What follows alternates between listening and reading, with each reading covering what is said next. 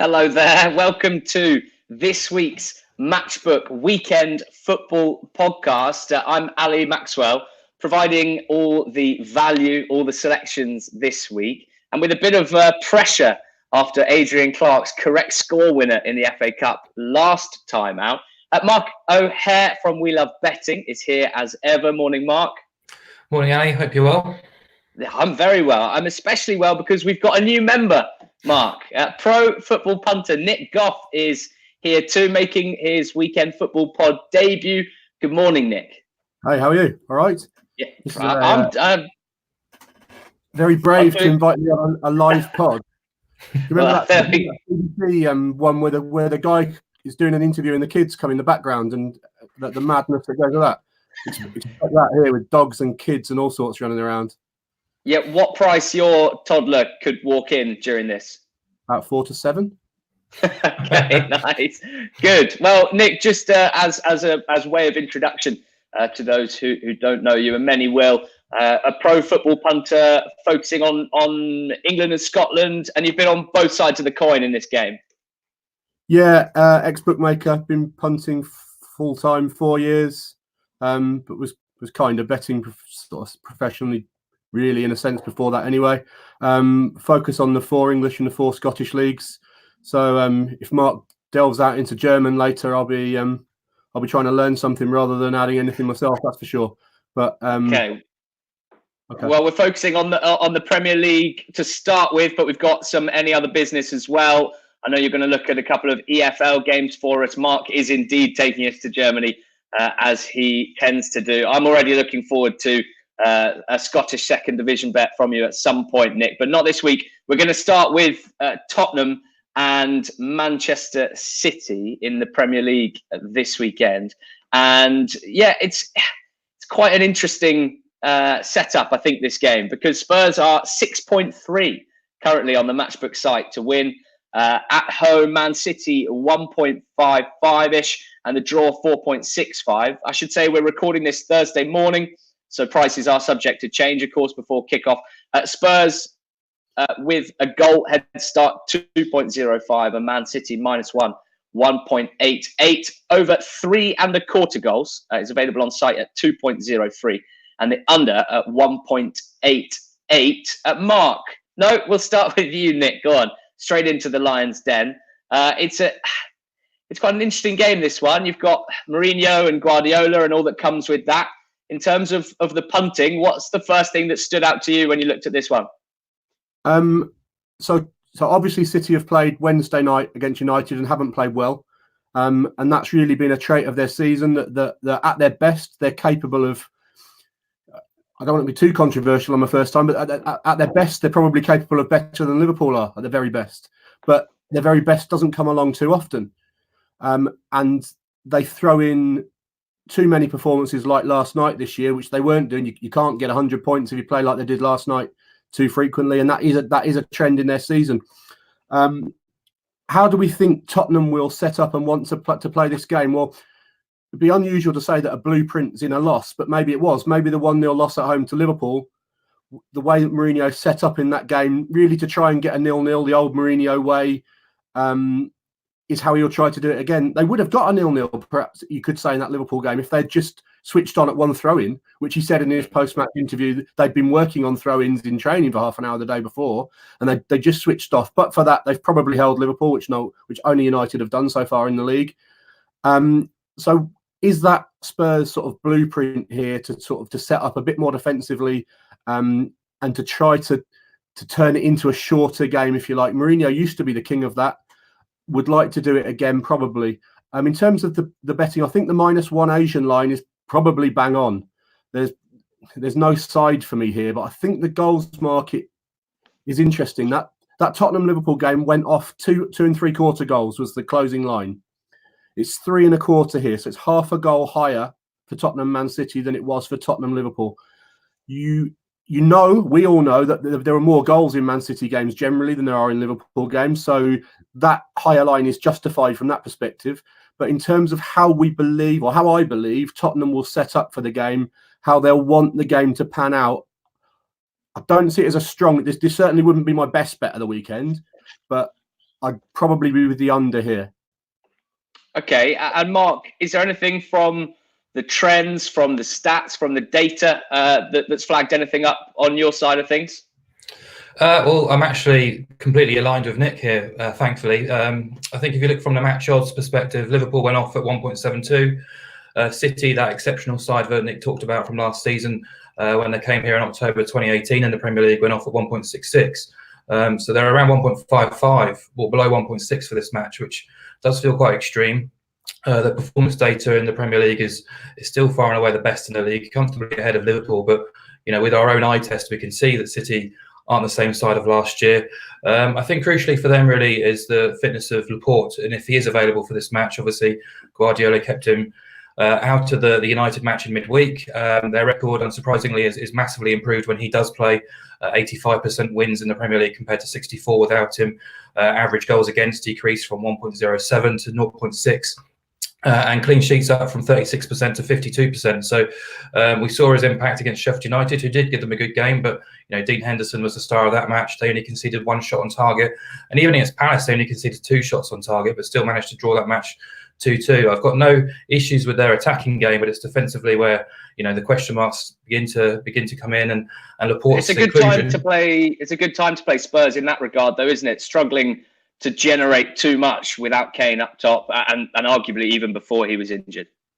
Yeah, absolutely. I think they've won once in 7 now without Kane in the Premier League. That was at home to Norwich, where they were really flat, quite uninspiring, really missed that focal point in attack. Failed to score in 4 of those 7 games, actually, as well, without Kane too. But, I think the keys to this game are all around Jose Mourinho, how he sets his Spurs team up. The reverse game at the Etihad was 2-2. A fantastic game, but don't know how it ended up 2-2. Spurs are very, very fortunate, and I can't see anything but the complete opposite of that with Mourinho in charge. We saw, an example of how he likes to set his teams up in these sorts of matches against Liverpool. I think he'll follow the same blueprint. Saying that, they have got some quality players in attacking areas now. Son, Lucas, Ali. Lo Celso has been the best player in 2020. Made a couple of signings now as well this week. But you look at the teams that they've beaten under Mourinho: West Ham, Bournemouth, Burnley, Norwich, Brighton and Wolves, when they were completely second best in that match. They're joint worst for clean sheets in the league, really clumsy against high-pressing teams like Southampton last week in the FA Cup. So for me, it's about opposing goals, because I think if Laporte does come into that team and Mourinho sets his team up as he did against Liverpool, then the obvious scenario is for a reasonably no-scoring game with City coming out on top. Yeah, can't argue with any of that, guys. Let's move on to Leicester against Chelsea. Mark, I'll come to you first, but first, the prices, it's a more even betting prospect, that's for sure. Leicester at 2.66, Chelsea 2.75, and the draw 3.72. Leicester +0 on the Asian handicap 1.925, and Chelsea -0 2.02. Over 2 3/4 goals, we're looking at 1.877 for the over, and the under 2.03. Interesting game, this one. Interesting prospect, and 2 teams who are, probably at this stage, it's fair to say, not looking upwards with any great interest, but rather trying to keep the teams below them. How do we think this one might play out, Mark O'Hare? Yeah, interesting game this. I think before Tuesday night, I had Leicester down as one of my better value bets on the Premier League this weekend, whether that was off the scratch 0 start or with the quarter goal start. If you could get around 0.7 for that, I thought that was reasonable value there. I thought compared to my underlying metrics, at least compared to the market, it seemed to suggest that there was little, if no, kind of home advantage towards Leicester here. Whether those prices were based on Tuesday night, potential hangover, or Vardy's fitness, I'm not sure, but Vardy should play, came off the second half to play in that Villa game. And despite the result and obviously losing the tie, I thought Leicester, should be reasonably positive where their performances over 2 legs, created plenty of chances, only thwarted by some really good saves and sloppy finishing. Their home record at the KP under Rodgers is very strong too, but I always have this kind of nagging feeling about Leicester or Rodgers really in a Big Six game, a game against the Big Six really, hasn't completely convinced me in that sort of sense. So I'd probably take the more assurance of it with a plus 0.25 start if I could, because Chelsea, Abraham probably missing again, isn't ideal. Pulisic is out as well, relying on Michy Batshuayi up front, who I like him as a striker, but he hasn't looked interested or dynamic enough to lead that line. And they've been so wasteful in the final third. I think they scored 11 goals fewer than their XG suggests they should have. second best for big chances missed, bottom half for shot conversion. Throw in sort of Kepa's lack of confidence in goal and his recent kind of woes in terms of shot save percentages, and there's a lot to kind of doubt me about this Chelsea team, and also their second half displays. They do tend to tail off after half time, conceding I think 67 to 70% of their goals after half time, and particularly in the last 15 minutes too. And then not just that as well, the kind of early season away performances really stood out, but more recently they've taken 7 points from 6 away games, only scored 7 goals in that kind of sphere as well. So I think the goal line is slightly high, but I prefer to keep Leicester on side in this match. I think 2 of Chelsea's last 14 in the Premier League have featured 4 goals or more. So there's definitely been a downturn in sort of goal output in Chelsea matches. Very unfortunate, of course, against Arsenal recently, but this is a different test, and I prefer to be on Leicester. Okay, Nick, your first experience of having to follow a Mark O'Hare special. Any additional thoughts or value, much welcome, because as Mark's alluded to, it's a tight one to call. Yeah, I will at some point find a chance to go in 2-footed on Mark with a different opinion, but it's not going to be here, I don't think. But this is another difficult one for me, and I think similar to what I said about City earlier, about what they're capable of at their best. For me, Chelsea's best is better than Leicester's best, but we don't. But this Chelsea. So the difference here, Leicester's average age of that side is about 28. This Chelsea side are a lot younger. They won't all play. Tammy Abraham probably out at 22, but Tomori 21, Mount 21, Pulisic 21, Hudson-Odoi 19. They're very much building a team here to be challengers in the future, aren't they? And probably slightly overperforming compared to what we expected of them in pre-season. But when they're good, they're very good. But there are a lot of cases where they're not. I think this market was priced with the expectation that Vardy would be out, and it hasn't quite yet adjusted to the fact that he's almost certainly going to start here. If he was capable of playing 30 minutes in midweek, pretty sure he'll be fine at starting and getting 70 minutes or even the whole game at the weekend. If I had to take a side, I would be with Leicester. But the biggest thing I think I've noticed about Chelsea in the last couple of months is their mentality away from home has changed. At the beginning of the season, Chelsea were almost a standing dish for overs for me away from home. If you remember that first game, they went to Old Trafford and they were very, very open. They got beat 4-0. But I don't think I've ever seen Twitter almost to a man come out and praise a team that have got beat 4-0. Okay, it can happen with a minnow in the FA Cup. If a League Two team get beat 4-0 by Prem side and have a go, that can happen. But 2 top 6 sides meet, one gets beat 4-0, and everyone was like, "Oh, Chelsea played well there, didn't they?" That just never happens. They were unlucky that day. The scoreline did flatter United, and then they went into September. They scored 5 at Molineux. Well, no one does that. They went to Southampton and scored 4. They went to Burnley and scored 4. All right, those 2 sides were struggling at the time, but they still did it. And Chelsea away from home were very open. They looked like overs all the time to me. And something changed. And I think you can put your finger on the day it changed. They got beat 3-1 at Everton. Duncan Ferguson was the manager that day. And since then, I feel like Lampard's had a change in mentality away from home, wanted to be a bit more secure away from home. And they went to Tottenham and they won 2-0. And Lampard kind of out-tacticked Mourinho, didn't he? He went with 3 at the back for the first time. Mourinho didn't see it coming. And we also, well done, Frank. We weren't expecting you to be able to go and do that there. Then they went to Arsenal the next week and they played poorly at Arsenal. And they won 2-1, but they really stole the game in what was really an underish sort of game for me. And it ended up going over because there were 2 late goals. That can happen with goals bets. And then they went to Newcastle and they were really poor, got beat 1-0. And they played Jorginho and Kante in that sort of double pivot there, which hadn't been a trait of what they'd done too often. Just a lot more defensive away from home. So I'm stuck here between either liking Leicester draw no bet or liking the under. And I'll probably end up backing one or the other. At the moment, I'm not quite. I like them both a little bit, but I don't love either. It's a tough call. I'm probably slightly towards the under, I think. Yeah, it feels like, especially if Vardy is back, those sort of tighter games, I suppose, more compact games that we're seeing in the last few weeks and months for Chelsea compared to the openness of the earlier part of the season. And don't forget, this reverse fixture on the second weekend was absolute chaos. It was only 1-1 Chelsea-Leicester at the Bridge, but the second half was like a basketball match. So it feels like actually, from my perspective, it might not play into Leicester's hands, if you see what I mean. If this is a little bit more compact, a little bit tighter, players like Barnes and Vardy really do thrive with space to move into. So if Chelsea do decide to set up to I suppose restrict Leicester, then it could be quite interesting to see how the first goal, how that comes about and who it goes to, because it could be that Chelsea are looking to counter. Let's talk about United and Wolverhampton Wanderers. Nick, the team very close to your heart. United are 2.29 to win this game at Old Trafford. Wolves 3.68. The draw 3.36. Man United minus a quarter of a goal 1.952, and Wolves plus a quarter of a goal 1.98. The over 2.25 goals line is set at 1.97, and the under at 1.934. And Nick, you tell me if I'm wrong, but the general feeling that I have, sort of more anecdotally than having scoured the numbers, is that since Wolves have returned to the Premier League, this is the sort of fixture that they've really thrived in. And in which case, I'm looking at the price. I'm looking at United playing in midweek, and I'm thinking, come on, we've got to be getting onside here. Yeah, you're right.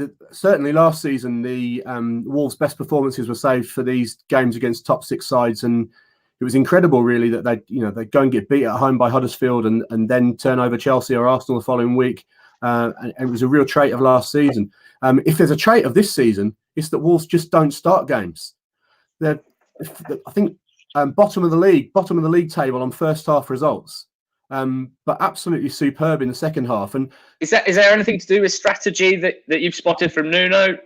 Well, certainly there's been an underlying strategy throughout all of his time there that they're very happy to be quite cautious first half, try and get a foothold in the game, win the midfield battle with Neves and Moutinho, and then look to dominate from there. But there's certainly no trend to go 1-0 and 2-0 down. There's no desire to be behind, which is what's happening this season all too often. And generally, I like to be quite sceptical of these things because it's hard to make sense of it. There's no, an otherwise great manager like him should be able to arrest this problem. But it's not happening, and it is happening every single week that they're very slow to start, but exceptional in the second half. Now, obviously, everyone's spotted that. Will there be an angle there? Well, potentially, it's an in-play angle here. I think if United were to go in front, you might want to lay them then, because we know that Wolves come back in a strong second half against these teams. Wolves could also welcome Willy Bolly back here to the central defence, and he's Wolves' best defender.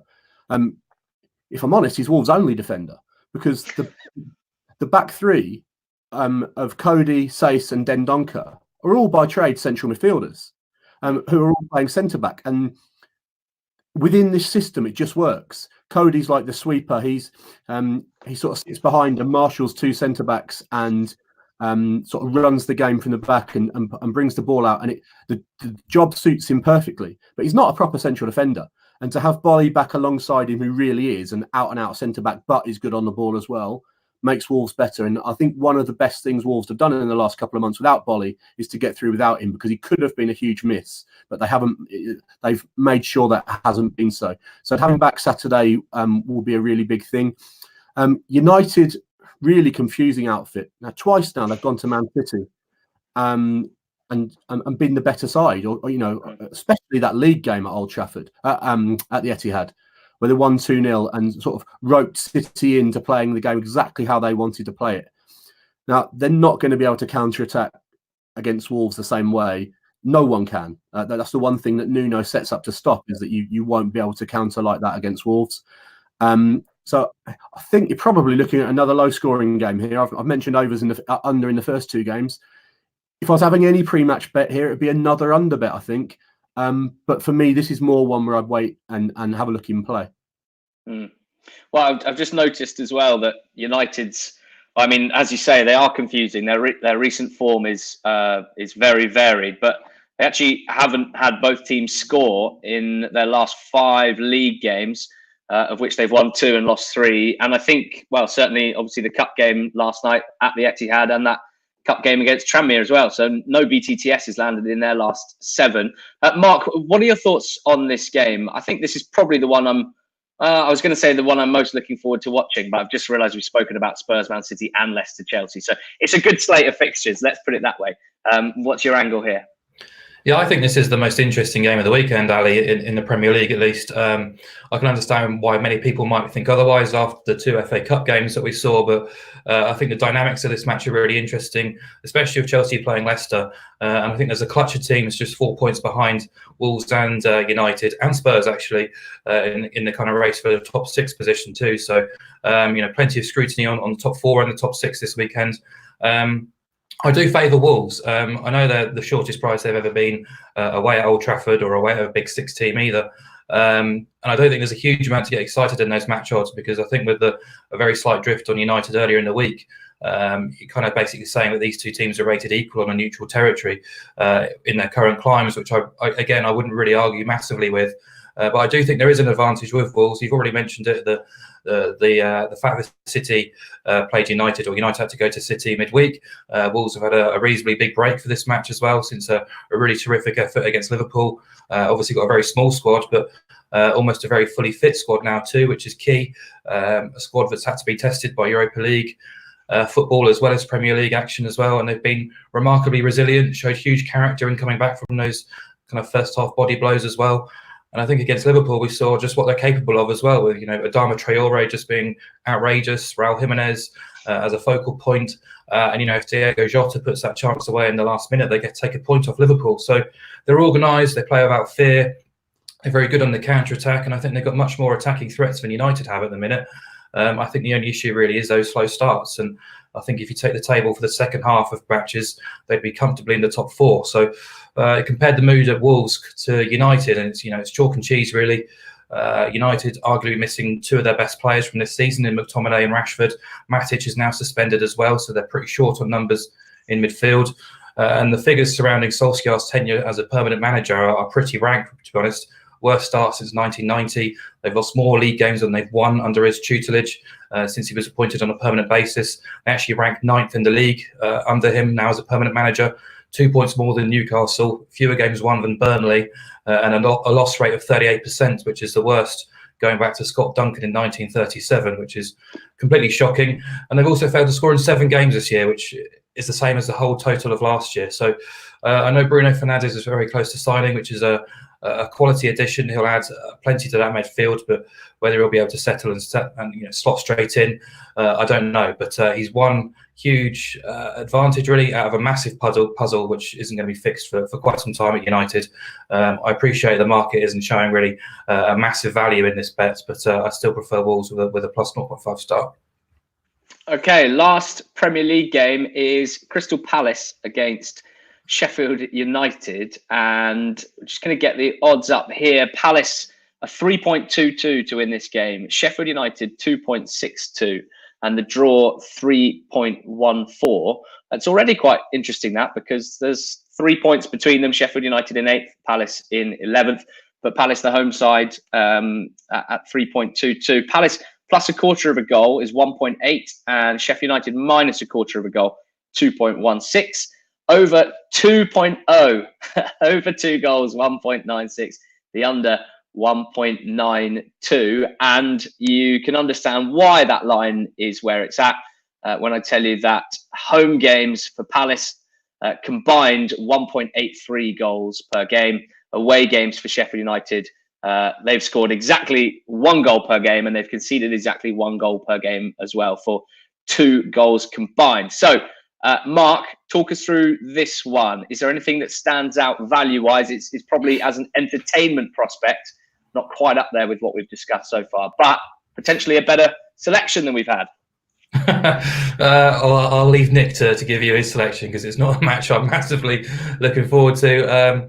In terms of Palace, I don't like them at all. I've been trying to oppose them quite a lot this season. Quite a lot of the time they seem to be getting out of tight matches with a point here and there. When I've opposed them, they've been pretty appalling against Southampton last time in the Premier League.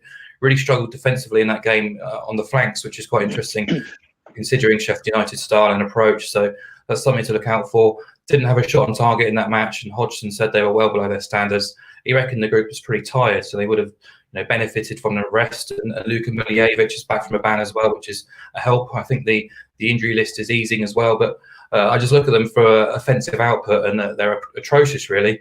Apart from set pieces, they're just so reliant on Wilfried Zaha. His goal involvement average is down from 203 minutes last season to 419 this term. And I don't think Sheffield United are easy meat, really. So they went with a much stronger side against Millwall last week than I expected. Really poor game, that. But you think back to their last Premier League game, which was against Man City, where they really pressured, hassled, harried, made life very difficult for City. I expect something similar again. I think McGoldrick is due back, which is a bonus. But in terms of this bet, or in terms of this match and a bet, I'm going to hand over to Nick, because it's our opposing goals where the line is already too short, really, for me to get too massively excited. It's not a match I'm relishing, trying to find something to support. O'Hare's left that one outside off stump. Goff, are you going to attempt a drive through the covers? Yeah, absolutely. I think these two sides, if you were backing them both on the Asian line every week, you'd be doing very nicely. Both of them very rarely get beat on the Asian line this season. Sheffield United have been fantastic since day one. When they're underdogs on the Asian line, almost always cover. Away to Spurs, away to Wolves, away to Arsenal. That home game, that crazy 3-3 at home against United. The small losses at Man City and Liverpool, either handicap ties or half wins. Very rarely do they get chinned on the Asian line when they're underdogs. When they're favourites, it's a bit different. They've had a couple of home games at home to Newcastle and to Watford, where they've been odds on to win the game and they haven't done so. A little bit unlucky in that Watford game. Just were a bit below par on the Newcastle game which was a Thursday night game. I think they had another game coming up and they played Billy Sharp instead, who probably not quite a Premier League striker, Billy Sharp. So when they have to make changes, there's a little bit of a downgrade there. Palace, for their part, though, they're take Mark's point that they can get a little bit lucky and they're very underwhelming with their performance metrics, but they're very dogged and they're grinding out points in the sort of the Hodgson mantra. This game for me is so the difference here is that the market has absolutely caught up with Sheffield United. And if we go back, the best equivalence I think I can find for this Sheffield United side would be, do you remember when Wigan came up for the first time about 2005-06? And everyone wrote them off. Little Wigan coming up, they'll have no chance in the Premier League, and they finished like 10th, I think. But the market took ages to catch up with them then. And the difference between the market these days and the market then is that they got on top of Sheffield United very quickly. They've been going off odds on at home in home games. Arsenal were only 5-6 at home to them a couple of weeks ago. A few years ago, that just wouldn't have been the case with newly promoted sides, even when they were grinding out results. So the way that the market's evolved and developed, they're just on top of Sheffield United far quicker than these more unfashionable sides would have been in the past. And they're quarter-ball favourites here for a game that looks very, very low scoring. So in a game that you think there might only be 0, 1 or 2 goals, most likely, having that quarter of a goal is proportionately worth more for you than it would be in a higher scoring game. From a correct score angle, I heard you mention someone else had a correct score winner last week. So the 0-0 and the 1-1 here would be the ways I'll be going with the correct score. And on the Asian line, I'll be taking Palace plus a quarter, because I'm full of respect for Sheffield United when they're underdogs, going and getting points away to the top sides.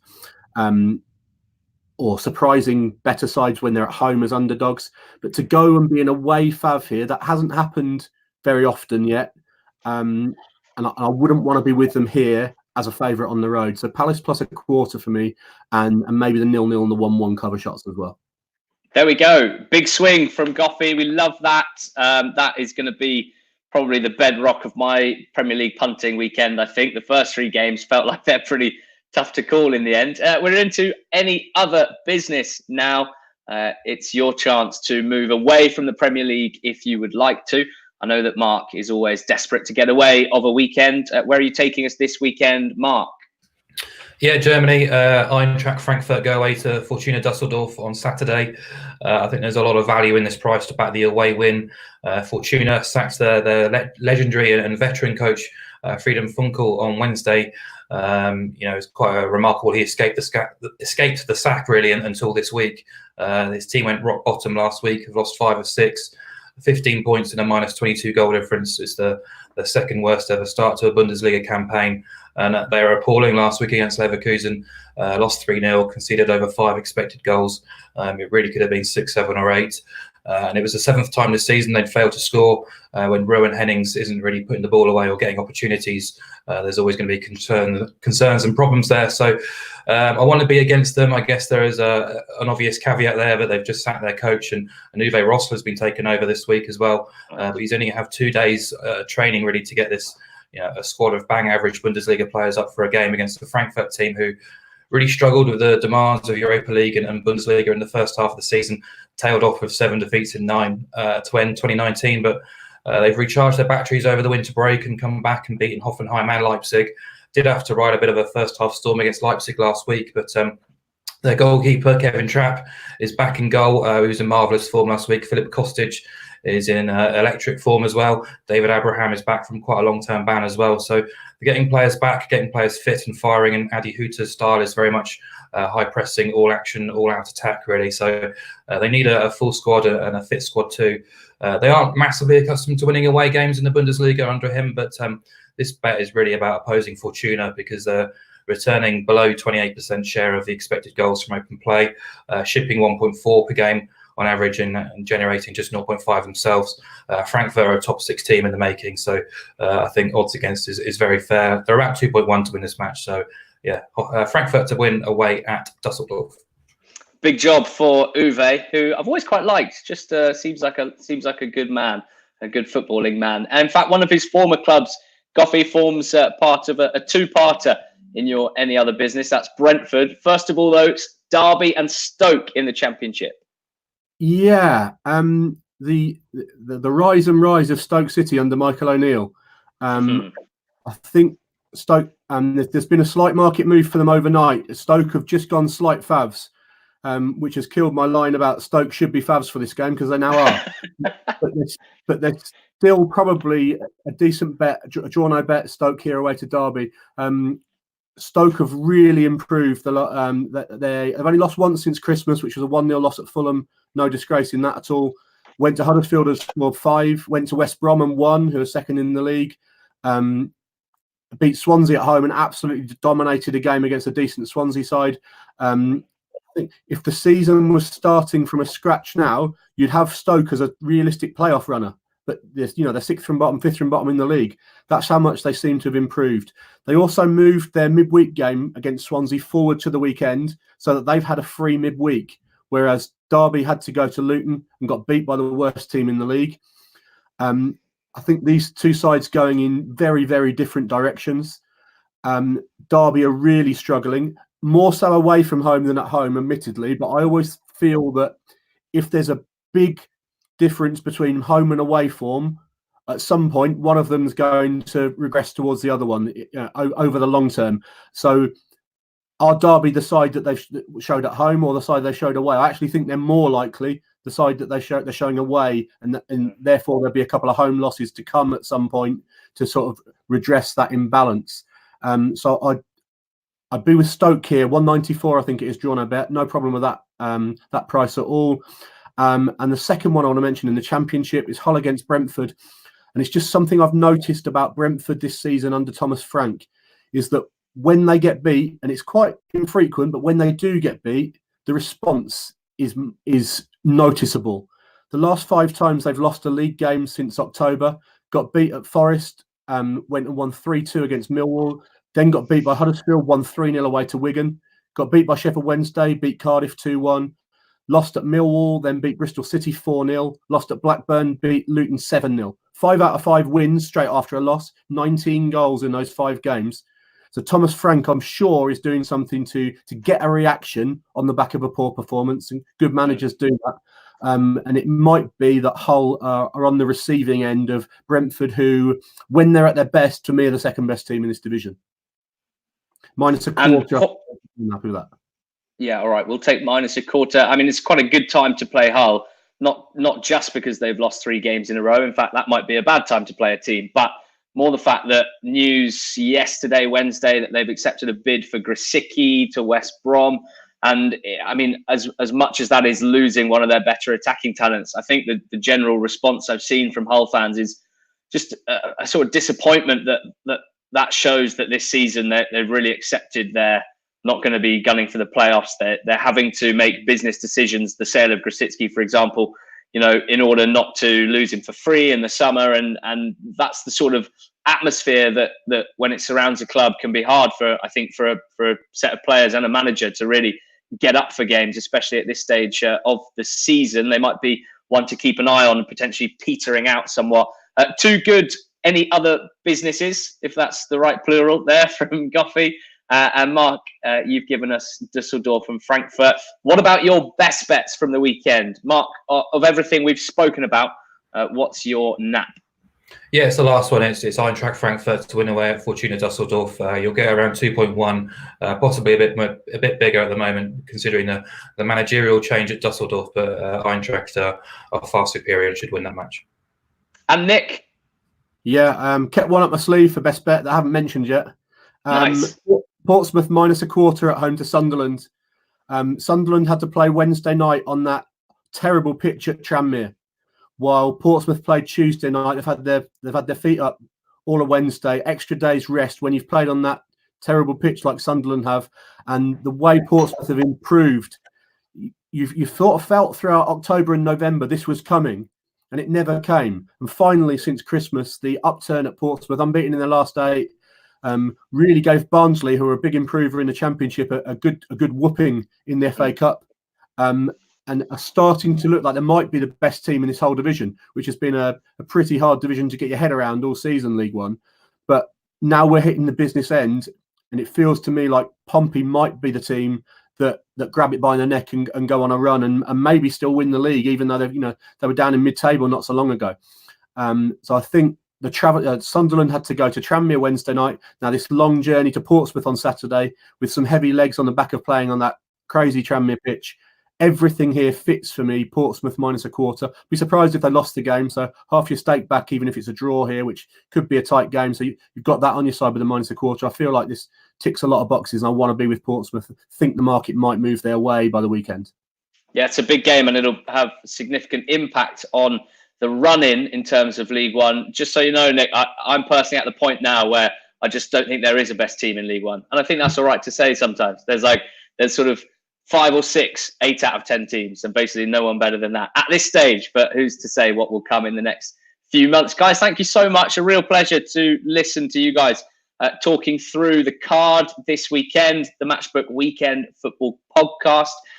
We thank you guys who have tuned in live, but also those listening back and watching back afterwards. Best of luck with your own weekend punts. Hopefully you've enjoyed some of the stuff put up by these guys, and we'll talk again this time next week.